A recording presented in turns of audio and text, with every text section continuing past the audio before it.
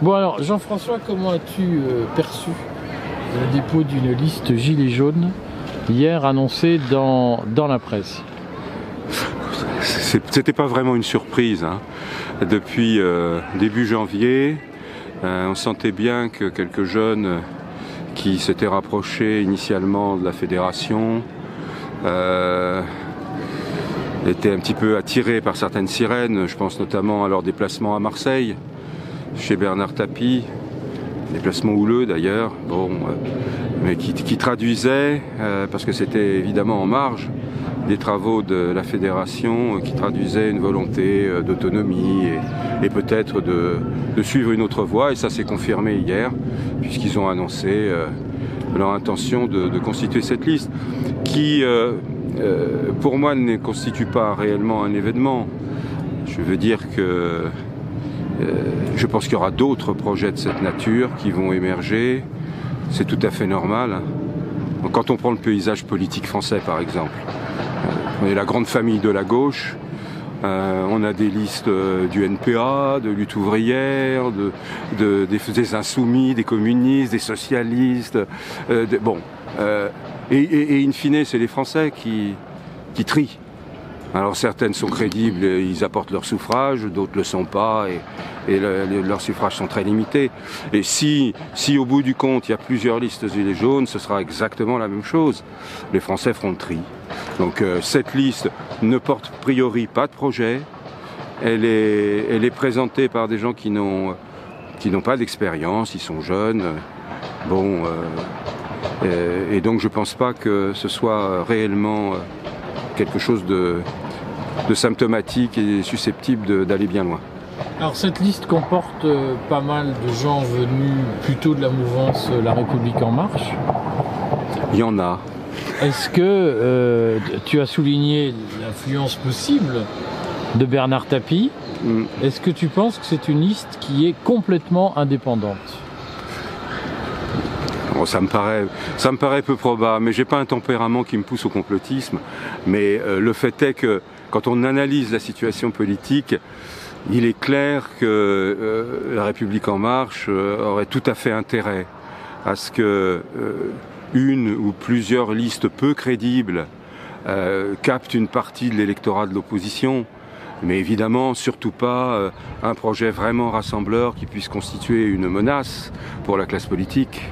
Donc ce grand projet rassembleur, il est toujours d'actualité, toujours à l'ordre du jour, et j'essaierai de contribuer à faire qu'il émerge et qu'il bouleverse la situation politique du pays. Alors à quoi peut ressembler ce grand projet rassembleur? Eh bien, il faut mobiliser toutes les forces. Alors bien sûr, les gilets jaunes constructifs, tous ceux qui, dans le cadre républicain, veulent investir le champ électoral sur la base, naturellement, d'un projet crédible. Un projet crédible, c'est quoi? C'est un projet qui, naturellement, s'adosse aux revendications qui ont été mises en avant par le mouvement des Gilets jaunes et très largement approuvées par les Français, mais qui décline ces revendications, qui les crédibilise, qui leur donne une cohérence, y compris dans le cadre d'ailleurs d'un projet européen. C'est bien de cela dont il s'agit. Donc l'enjeu est énorme, le travail aussi. Il faut qu'un tel projet s'entoure de compétences, d'expertise.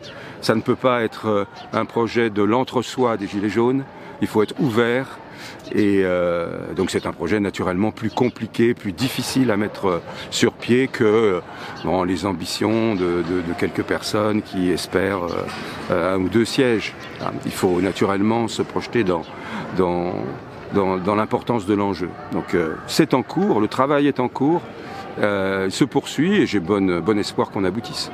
Alors, quand tu parles...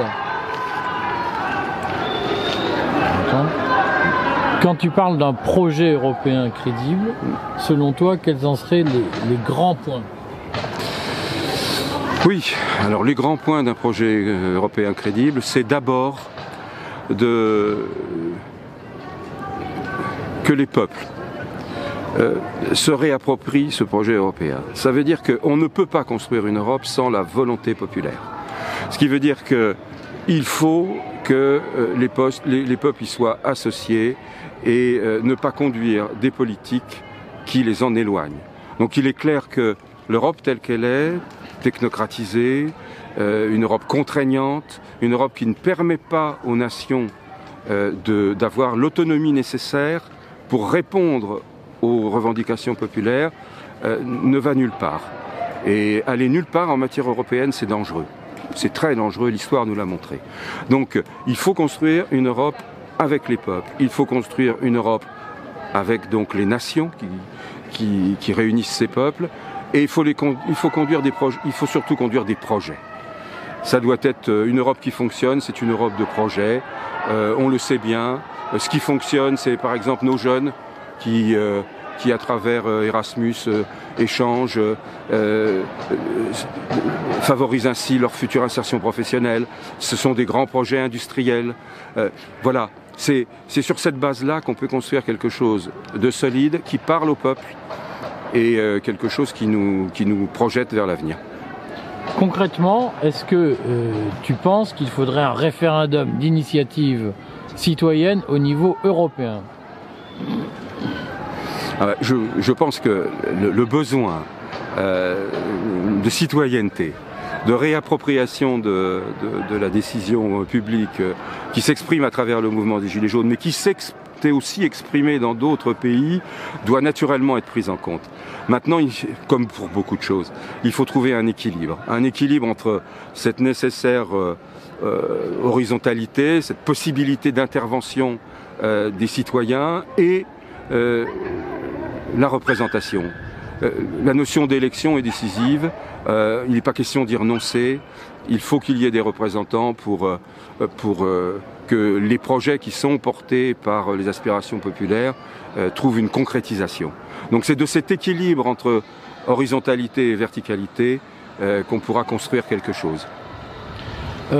Aujourd'hui, quel regard portes-tu sur ceux qui, parmi les Gilets jaunes, continuent à appeler à manifester, éventuellement écrivent des lettres un peu menaçantes au président de la République? C'est quoi ton sentiment vis-à-vis de ça? Ce mouvement, naturellement, a beaucoup évolué depuis le 17 novembre. Le 17 novembre, moi j'ai découvert dans mon Berry un peuple, dans toute sa diversité sociologique, culturelle, qui était debout, qui en avait assez, qui avait un cri de colère et qui voulait exprimer des revendications en termes de pouvoir d'achat, en termes de fiscalité. C'était ça l'esprit des Gilets jaunes. Et puis, naturellement, avec le temps, avec les violences, on a vu une radicalisation progressive. Et on est maintenant, pour certains, dans une forme de surenchère jusqu'au boutiste, qui peut conduire à des appels de grève générale, des appels à aller encore plus loin dans l'action. Moi, je pense que l'action est nécessaire. Et la preuve, c'est qu'elle a quand même permis de faire réfléchir la société et de faire réfléchir le pouvoir sur des orientations qui n'étaient pas réalistes. Car ça n'est pas réaliste de conduire une politique qui ne peut pas être approuvée par une large majorité, qui ne peut pas faire consensus au sein du peuple.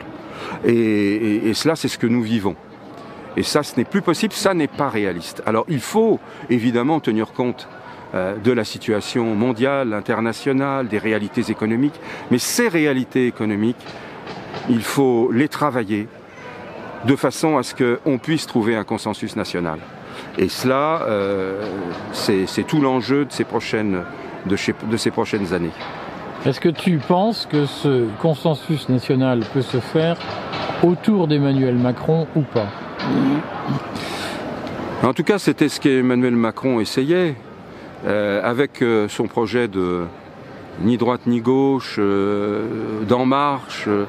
Je crois que c'est ce qu'il avait en tête. Le problème, c'est que il n'a pas pu ou il n'a pas voulu donner à ce projet un contenu qui soit compatible avec les aspirations des Français. Je pense que il a mené une politique qui était au service d'une forme d'oligarchie qui a investi, y compris les rouages de l'État, et qui fait perdre à l'État son rôle de stratège, et qui ne donne pas, alors qu'on pouvait l'espérer, à l'État un rôle de facilitateur de l'entreprise. Parce qu'il est clair que pour qu'on puisse, à terme, augmenter le pouvoir d'achat durablement, il faut que, à la base, dans les territoires, l'entreprise soit facilitée. Que l'accès, par exemple, au financement pour les projets des jeunes soit possible. Et pour ça, il faut que ce soit fait de manière décentralisée, déconcentrée, au niveau des territoires. Il faut libérer les énergies réellement au niveau territorial. On pouvait penser que Macron allait le faire, et en fait, il est resté enfermé dans un État colbertiste qui dirige tout, qui impose tout, et qui en fait ne permet pas de libérer les énergies. Que penses-tu de l'idée de baisser les dépenses publiques ?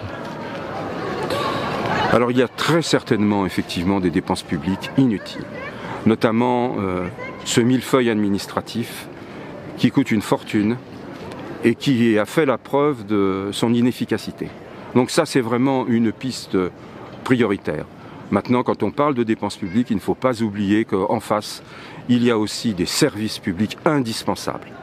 Indispensables pour la vie précisément de ces territoires, qui doivent être dynamisés et qui le sont aussi en maintenant et même en renforçant la présence de services publics. Et puis naturellement, il y a les services publics régaliens, et le rôle stratégique de l'État, c'est de permettre naturellement à ces services de rester dans la sphère publique et de ne pas les laisser partir dans une sphère qui ne permettrait pas au peuple de s'y retrouver. Maintenant, encore une fois, ça n'est pas une démarche étatique qui nous sortira de la situation, c'est une démarche équilibrée entre ce rôle stratégique de l'État et l'énergie entrepreneuriale.